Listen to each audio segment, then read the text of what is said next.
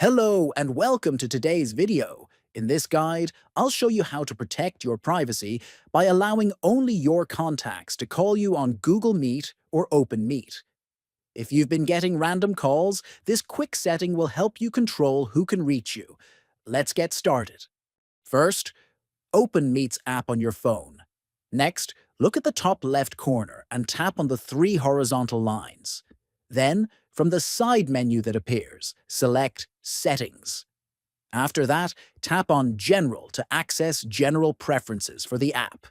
Now, scroll until you find the option that says Only contacts can call me. Finally, toggle the switch to turn this setting on. That's it.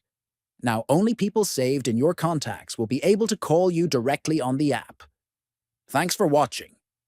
With this setting enabled, you've taken an important step toward controlling your online communication. If you found this video useful, feel free to like, subscribe, and leave a comment.